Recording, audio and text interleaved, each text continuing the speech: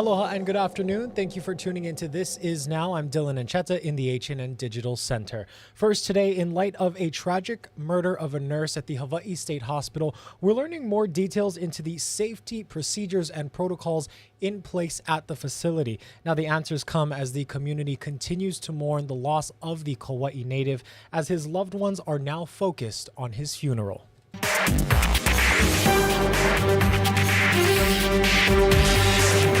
Psychiatric patient Tommy Carvalho is accused of killing nurse Justin Bautista, who is a Kauai native. The state confirms there are no panic buttons in the group homes where he was stabbed to death in Kaneohe this week. The Department of Health also says those buttons are only located inside the Hawaii State Hospital's new wing, which opened last year. Now, Carvalho was allowed to leave the property earlier that day. The state says patients can be searched when they return, but did not say if Carvalho was patted down. The 25-year-old is now charged with murder and is being held without bail. Meanwhile, a GoFundMe account set up to help Bautista's family pay for funeral costs has now raised over $30,000. For more on this, you can find a link on our website. 31-year-old Eric Scotton is still in custody for an attempted murder and arson after a violent incident in Manoa. It happened Thursday morning. Scotton is suspected of stabbing his 67-year-old roommate before allegedly setting him on fire. At last check, the victim was said to be in serious condition. On Kauai, a former police department employee convicted of theft has been given her jail sentence. Mikalyn Hironaka was sentenced to 60 days in jail and 4 years of probation following her guilty plea to one count of first-degree theft. In addition to this prison sentence, she also paid restitution in the amount of more than $74,600. The sentence was handed down earlier in November. From 2017 through 2019, prosecutors say she was employed as a clerk in the Kauai Police Department's record division, and that's when she stole funds collected on behalf of the state of Hawaii. And on Hawaii Island, a former Kamehameha Schools employee is accused of stealing $360,000 from the Kea'au campus.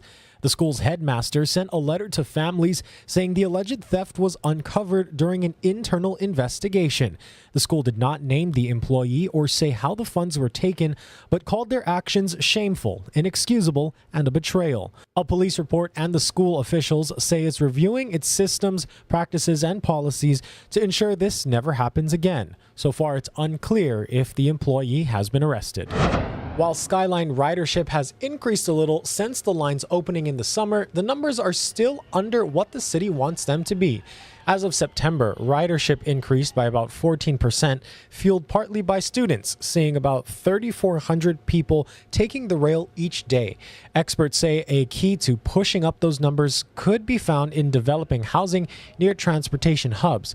Our Emily Cristobal recently sat down with the state's transit-oriented development manager, Harrison Rue, to discuss more on the topic. Here's some of that conversation. Sometimes the concerns of locals and people in a community is that when all this development is happening, they fear that, the characteristics, what makes the community or town in that area could be taken away when all this development happens. What is your kind of solution of finding that balance between making communities more sustainable, but also keeping that, characteristic, that charm in these areas?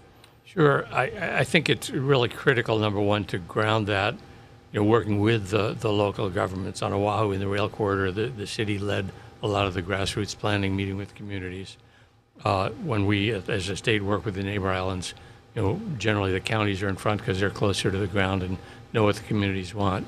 But whether it's the counties themselves or state efforts, some of the major state lands, those departments have done their own planning and had public workshops as well, is to take your time doing it. I think the city and the other counties are doing a really good job of having neighborhood level meetings, community workshops, or charrettes we sometimes call them, where people can mark up the maps together themselves. When you do that process, right, even if folks on Oahu don't particularly, some people are strong rail proponents, some people could take it or leave it. But everybody seems to want neighborhood improvements, affordable housing, connected streetscapes. So when the plans are built on what people want, we've not had much pushback about the actual density, taller buildings, as long as they're addressing stuff on the ground that matters, connectivity and gathering spaces, and that some of that density is for affordable housing. You talked about funding. I think that's a question that a lot of people have. Where does the funding come from? How much do these projects cost from, start to finish? And, if it is public housing or government-led housing, how does it affect the taxpayers? I was wondering if you could provide some insight into that. Could you ask an easy question? The quick answer is we need a lot of money. There's not enough, existing streams. But in the good news, you don't need it all at once. And so I think what we have discovered is there is a certain amount of funding for that kind of lower end to middle of affordable housing, that 30 to 60% of average area median income, to get geeky again. But there's only enough funding to build maybe a couple hundred, a little over a couple hundred units a year of that. We need a lot more. Some folks are working, like the city developed zoning, to deliver some of the affordable housing with the privately built housing, requiring that in return for the additional density. So just approving additional height and density for market rate projects can provide a little bit more affordable housing without any city or state investment except for waiving fees. Right? So that's another small piece. There's a lot of smaller pieces of this that will add up to addressing the need. The fact that we, the state, own a lot of land, that, if you're contributing the land free to the deal for some development, can make the affordable housing easier to develop because they're not having to pay for land. So that's a small piece of the puzzle. Investing in the infrastructure for that land that we own can be another piece of the puzzle, and that's where we're kind of starting to define the needs. It's not cheap. I'll give you some numbers in a minute, but when we know what that infrastructure need is in specific areas where we, the state, or the counties control the land, we can plan ahead and start to budget, a few years ahead for that, try and deliver the infrastructure. It turns out when you go after the affordable housing funds, if you already have the land and the infrastructure, you're more likely to qualify for some of that. For more on this interview, scan the QR code on your screen and you can watch it in full. Governor Josh Green wrapped up his first official visit to Japan, and Hawaii News Now was the only media outlet invited to follow along with the delegation as they looked to welcome back Japanese tourists to the islands. Our Casey Lunn and Ashley Nagaoka has more from Tokyo. Aloha from Tokyo. Sad to say it, but it's our last day, Ash. Yeah, our time here has come to an end, and the timing couldn't be better because it's getting cold. We were blessed though with like the best weather. I mean, it was so beautiful here our entire stay. But yeah, this is making us feel a little. We ate some ramen and now we're ready to come home. But what an amazing trip. Obviously, it was a really important one for the governor, for the delegation that he brought here. When we talk about kind of trying to encourage more Japanese travelers to come back to Hawaii. They're coming back, but it has been a slow trickle. Yeah, they had a lot of really important meetings with a lot of different stakeholders. You had government, you had business, you had tourism, and now that all the meetings are done, they have this long list of action items, and we're told they're going to hit the ground running as soon as they get home. And we'll see. Of course, we're going to be following up on that. We were so fortunate to have the exclusive opportunity to tag along with the governor and the delegation here. Okay, though, I want to tease ahead to one more of your stories. We got to see something so cool right when we got here, and this has to do with a pretty big event that's happening very soon back home. Yeah, so the Honolulu Marathon kicks off next month.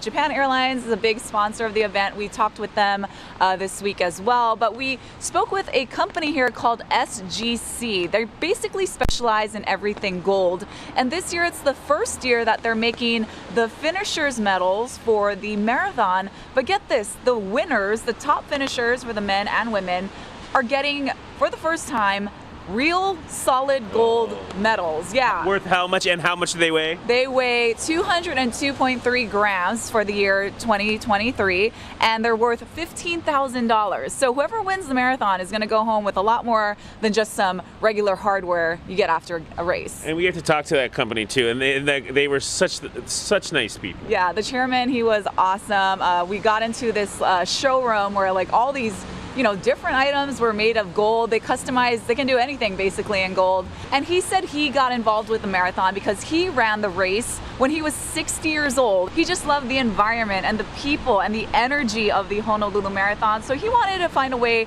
to be involved and to give back. This is some of what he had to say. Why did you decide to be involved with the Honolulu Marathon? 僕は小学校の時に貧乏で新聞配達をしてマラソン小中学校高校生ぐらいまでマラソン大会に出ていてそんなには速くなかったんですがでもホノルルマラソンを60歳で初めて走って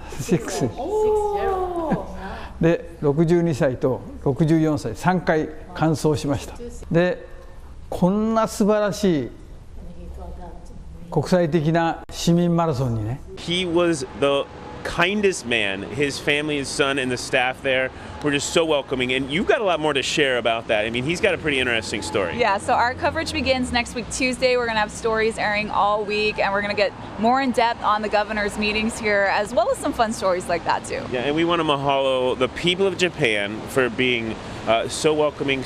I just had such a good time here, Ash. I think everybody knows I had a good time here. And of course, the governor's office, too, for the exclusive opportunity to tag along with them and share this really important visit here in Tokyo. So, as you can see, it is a little rainy. Today was a ramen day, right? Yes. I don't know if you guys can see, but our breath, you can see our breath there. That means it's time to go home. Yeah, it's time to get back to Hawaii, and we'll see you soon. Aloha from Tokyo.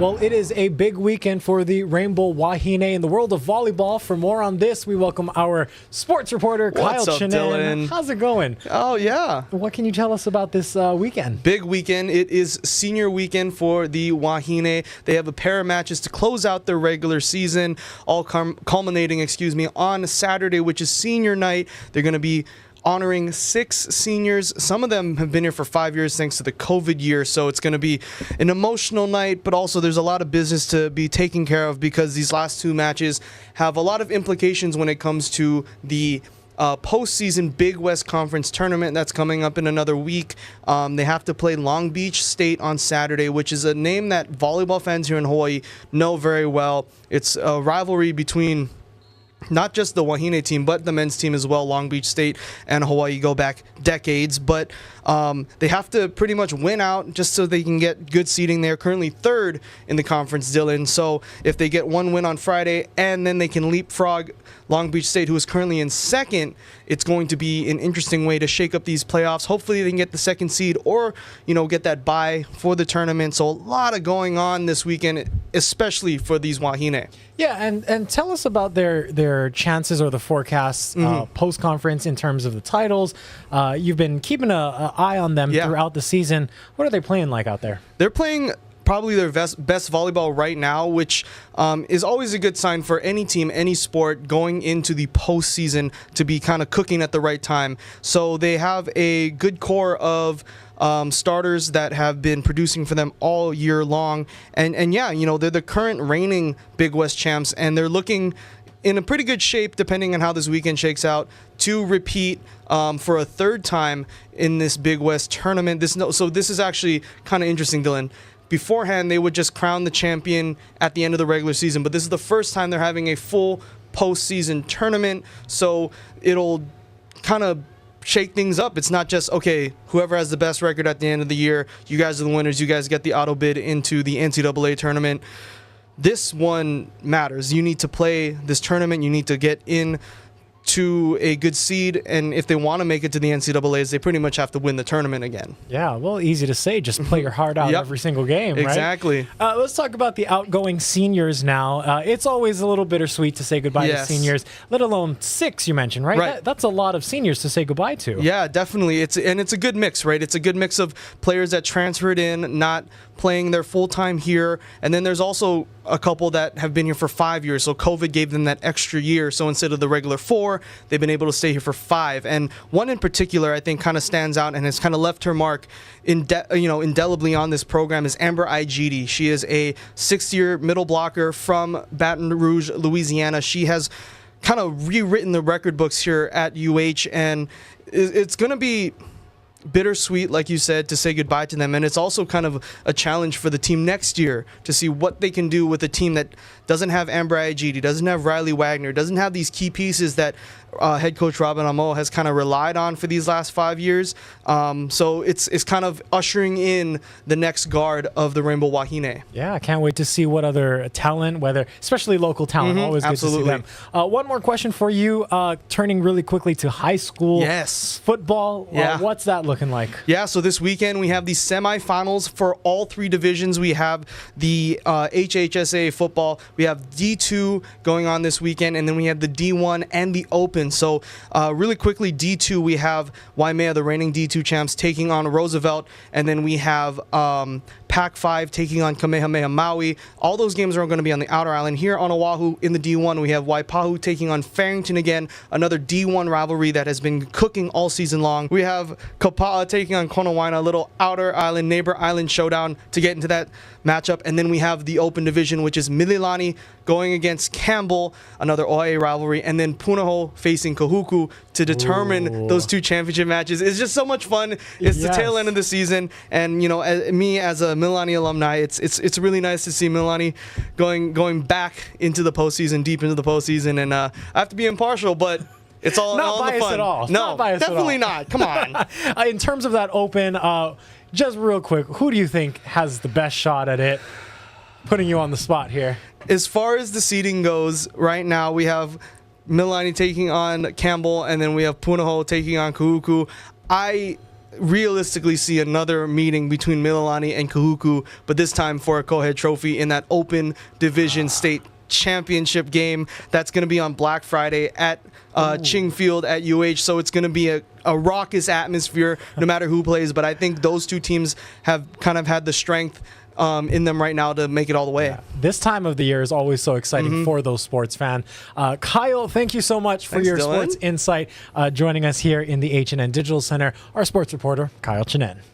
And thank you so much, Kyle, again, for your sports reporting. Let's send you live outside now for a look through the eyes of our traffic cameras. This is our camera located at H1 and Middle Street. The good news is things are flowing smoothly on this lovely Aloha Friday. Stick around right after the break. We'll have some fun holiday stories to get you in the mood. Stay tuned.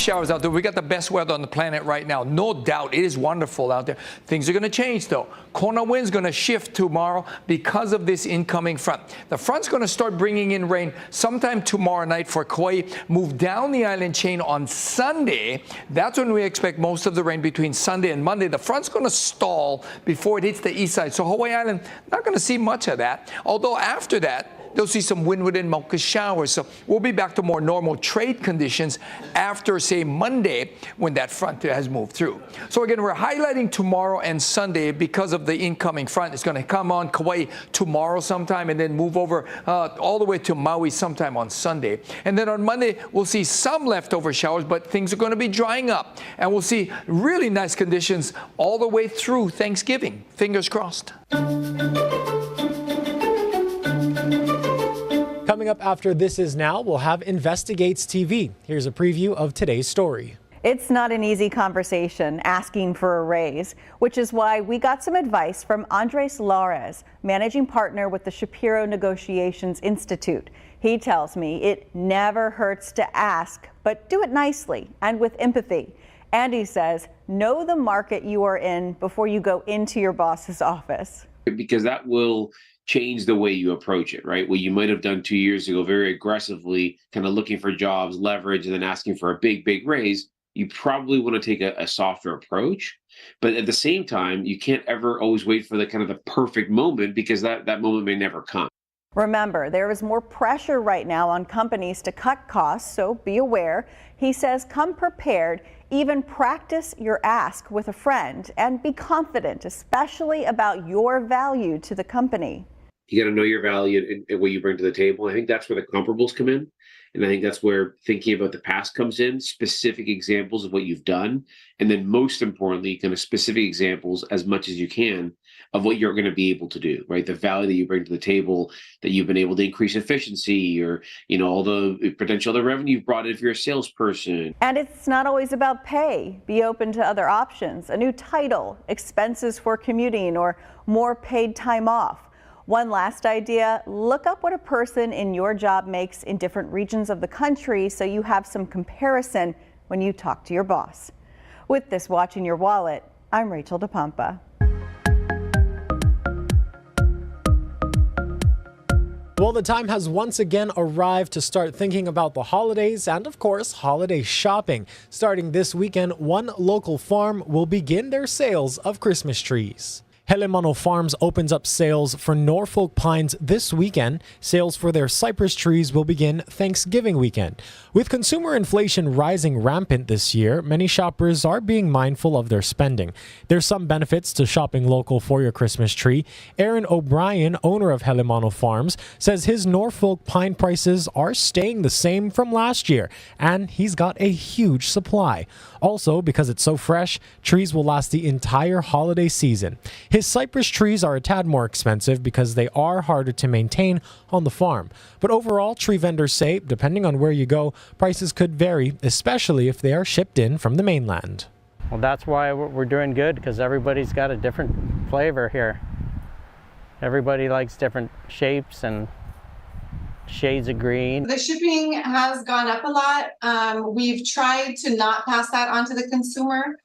So the prices have increased a few dollars over the last few years, but we've really tried to do other things to try to make up that difference. There were some drought and things that did affect the trees, and this year there was a long period of time where there wasn't a lot of rain, and the sun, some of the trees got sunburned. So I mean, I think just with the crops, you know, every year is different and has an impact.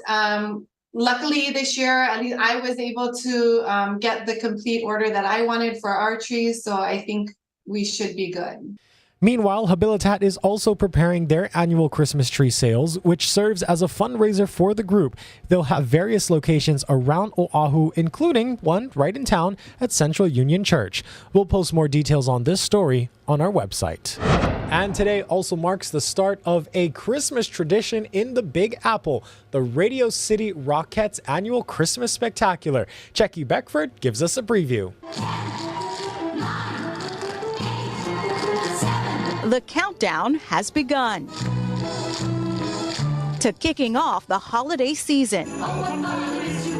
Really excited to bring the holiday spirit to New York this season. Hard to believe, but one of New York City's most beloved holiday traditions is almost here. It's just a beautiful, iconic, magical show. The Radio City Music Hall Christmas Spectacular. Come on, we're going for a sleigh ride. Christmas time is here again. Promising to be even more, well, spectacular. And the Rockettes kicking it up a notch this year, all the way up. This year's show incorporating drones that will fly overhead. Director and choreographer Julie Branham says the addition is illuminating. And they have wings on their backs. It's going to look amazing. We light up the whole ceiling, so they were flying around over your heads in the audiences. The drones will accompany Rockettes in the dance of the Frost Fairies. We rehearse for 6 hours a day, 6 days a week. For a full 6 weeks leading up to Friday's debut. We bring all of that together for this incredible immersive number.